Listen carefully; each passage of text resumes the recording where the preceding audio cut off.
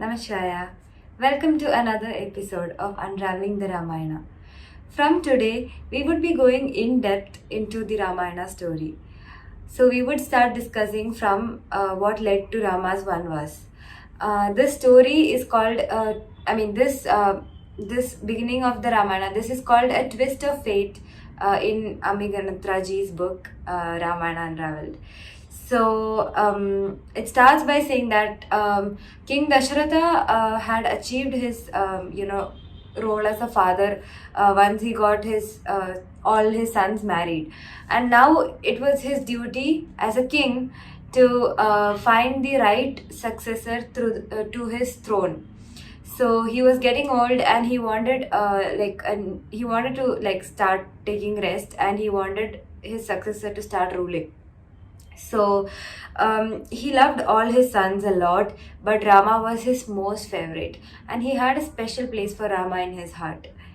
And the reasons for this was that Rama was a great warrior, and he was equally as good as a warrior he was.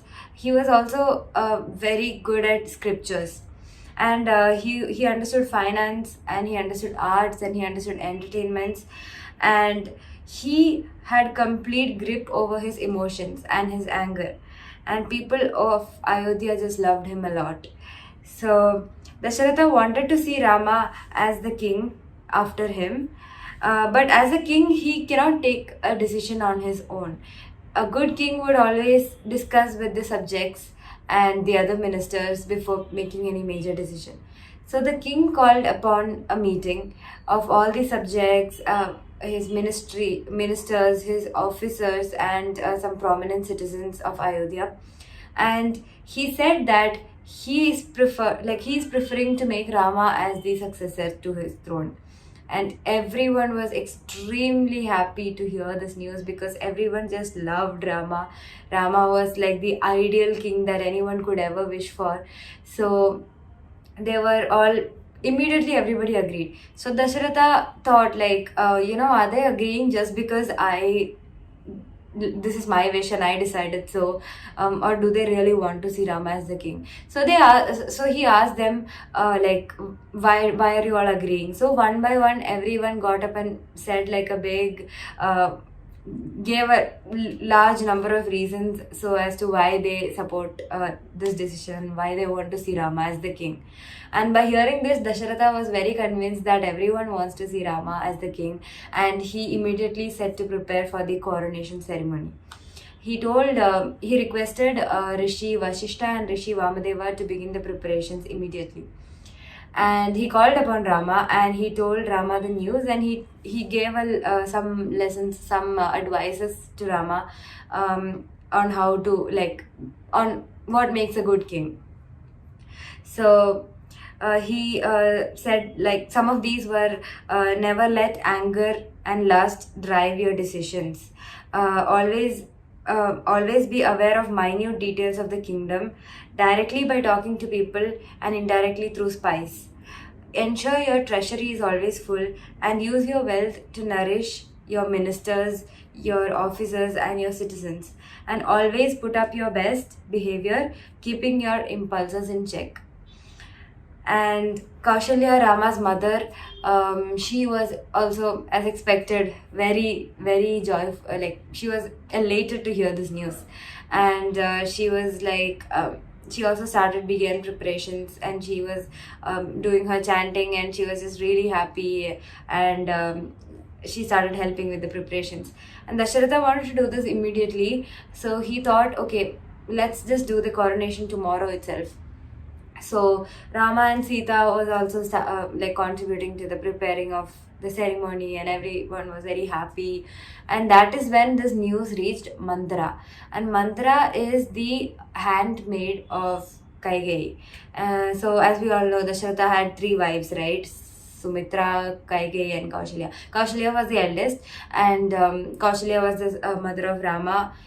Sumitra was the mother of Lakshmana, and Kaikeyi was the mother of Bharata and Shatrughna. So Mantra was like Kaigeyi's childhood best friend, and she was with Kaigeyi since the time they were very little kids, and then she followed, like she accompanied Kaigeyi all the way to Ayodhya once she got married. And she was extremely angry to hear that Rama will be taking over the kingdom. And she immediately went to Kaigeyi and she was like, "Hey, why are you not? Did you not hear the news? How come you are just relaxing and being all happy?" And Kaigeyi was like, "What news? I didn't hear." And Mantra said, "Rama is going to become the king."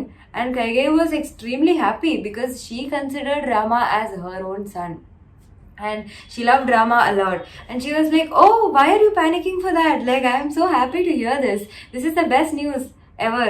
And Mantra was like, "Are you a fool or what? I mean, just see what this could bring to your reputation and your value in this palace. King Dasharatha is now going to like Kaushalya more than you." So King Dasharatha loved Kaigeyi the most. She was very young and pretty, and she loved Kaigeyi more than she loved he loved Kaigeyi more than he loved his other two wives, like much more than he loved his other two wives. And so Mantra told Kaigeyi that like, how can you like let this happen? I mean, now Bharata is not going to have any value in the kingdom. Bharata and Shatrughna during this time, they were at like their maternal kingdom, so like they were not a part of making this decision. And most of the time, like a lot of time, they spent in their maternal kingdom and not in Ayodhya. So Mantra said, and now Bharata is going to like. Bharata is most of the time in this maternal kingdom, and Rama can treat him anyway now once he becomes the king. And what if Rama starts treating Bharata very badly? Now Kaigeyi and Bharata will not have any value in this kingdom, and Lakshmana, like since Rama and Lakshmana are like all the time together, only Lakshmana will have the privilege after Rama. And she started doing her best to brainwash Kaigeyi, and so Kaigeyi's mind started changing, and she started believing that, "Oh, I cannot let Kaushalya win. I cannot have the king like Kaushalya more than me. I need to do something about it." And that time she was wondering, what can I do about it? Like, this is not in my hands. And that's when Mantra reminded her that long ago King Dasharatha had given her two boons because she saved the life of the king during a battle, and the king was seriously injured, and Kaikeyi was the one who saved the king. So the king offered her two boons. So this is the right time to use that boon. So Mantra told, like, now you have to go to the king and you have to say that now I want to use the boon. So also, Mantra said that, once Bharata is crowned as the new king, if Rama is still in Ayodhya, then nobody will be able to see Bharata as the king because they all want Rama to be the king. They all love Rama. So, Bharata will be hated by everyone because he will be seen as somebody who stole the throne from Rama. So, the best solution is that Rama should disappear from Ayodhya. Rama should not be there in Ayodhya anymore as soon as Bharata is crowned the king. So Rama should be sent away from the kingdom for like 14 years. And that is when Mantra said, like, two boons are there, right? So one of the boons is crown Bharata as the future king. Second boon is send Rama away into the forest for 14 years.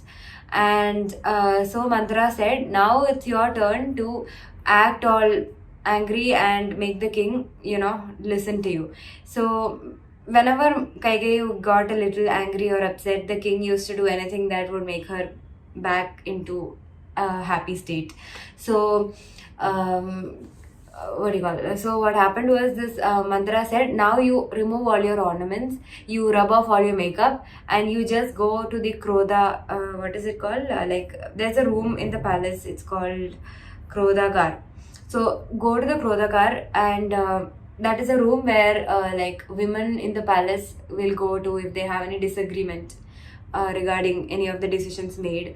So, and it means like anger. The word Krodhakar means like a room for expressing your anger. So she went to the Krodagar and she waited for King Dasharatha. And King Dasharatha was like having a busy day, and he wrapped up his day and he came to spend the rest of the time with his favorite queen. And the queen was not in the room, so some maids told that the queen is in the Krodagar. And when the king heard this, he was like super worried, and he was like, why is she in the Krodagar? And he immediately ran, and she was like, and Kaigai was so angry. She, as soon as the king came in, she just bursted out. She was like super angry. She was like, don't talk to me ever again, I'm so upset. And she was putting this entire drama in front of the king. And the king was like, oh my dear, what can I do? Like, what have I done? I am not aware. I'm so sorry for anything that I have done. I will do anything to make you back happy again. Just please tell me what it is. And Kaigai was very stubborn. She was saying that I will not tell you what it is because I'm very angry. And King was like, just please tell me. I want to know. I want to know. And then he pleaded a lot. And then Kaigai said, I will tell you on one condition. The condition is that you have to promise me that you will fulfill the thing that I'm going to tell you. And Dasharatha just immediately, like, all he could think about was, get her back to normal. And he just immediately said, yeah, sure, I promise you. And he said that the only person I love in the world more than you, Kaigai, is Rama. So his favorite person in the world was Rama, and his second favorite was Kaigai.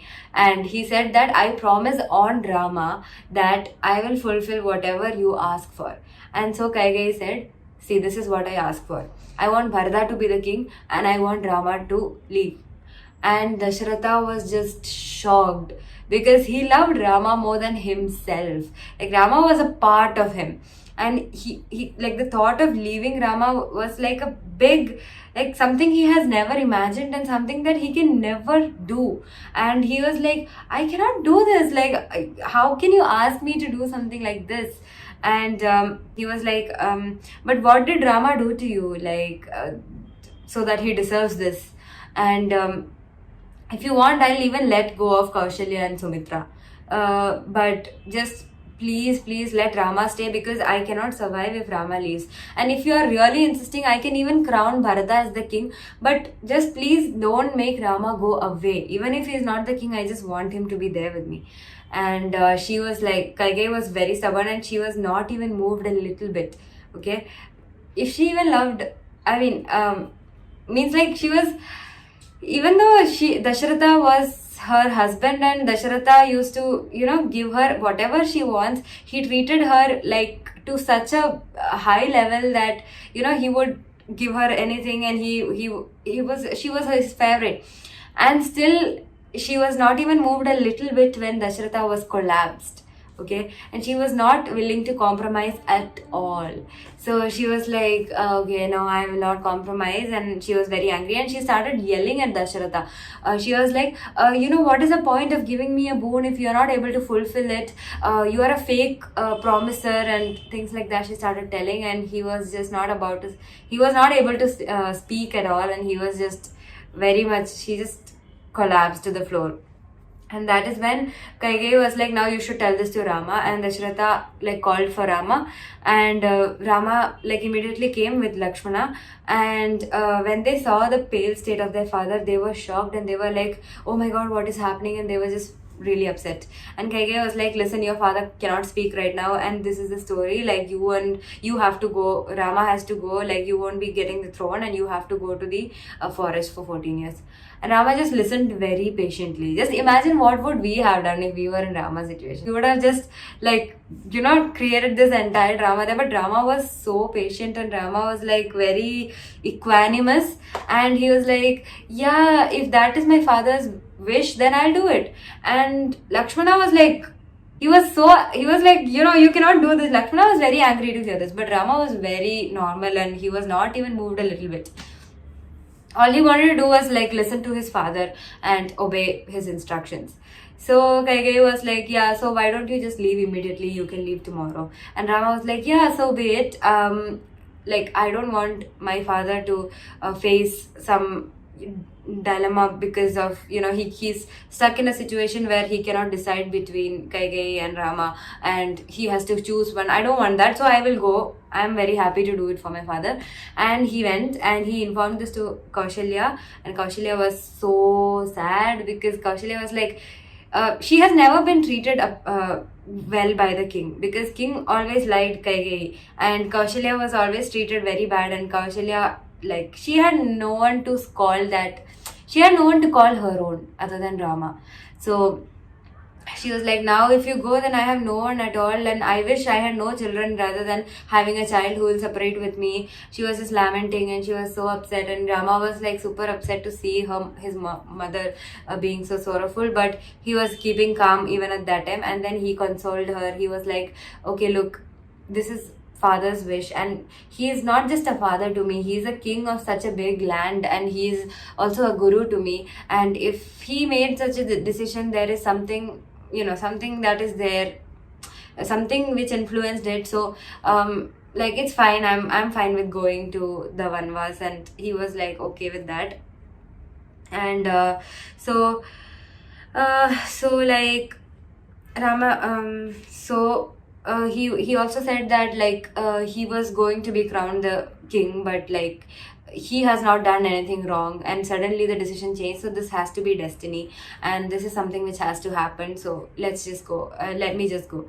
And Lakshmana said that, no, you cannot go alone. I will come with you. And Rama was like, no, if you come with me, then who will take care of our mothers, like Kaushalya and Sumitra? And Lakshmana was like, Bharata will take care of our mothers, and if he doesn't do, then I will just kill him. But you cannot go alone, I'm going to come with you. And Rama agreed. And Sita was also like, if you are going, then like, why am I staying here? I also have no one, and I want to be with you all the time. And Sita wanted to be with Rama literally all the time. She wanted to be right next to Rama throughout all thick and thin. So Sita was also like, okay, I'm also coming with you. And Rama agreed to that as well. So Lakshmana, Rama, Lakshmana and Sita were about to leave for the Vanvas. So there's more to this chapter, but for today's episode, this is I'm going to stop here. And yeah, and from this, like, we all have a lot to learn. I mean, like, who would have acted like how Rama is acting? He's so equanimous. I mean, this is how we should be in situations. Like, you never know what life throws at us, right? You never know what destiny brings, but you have to, like, accept it.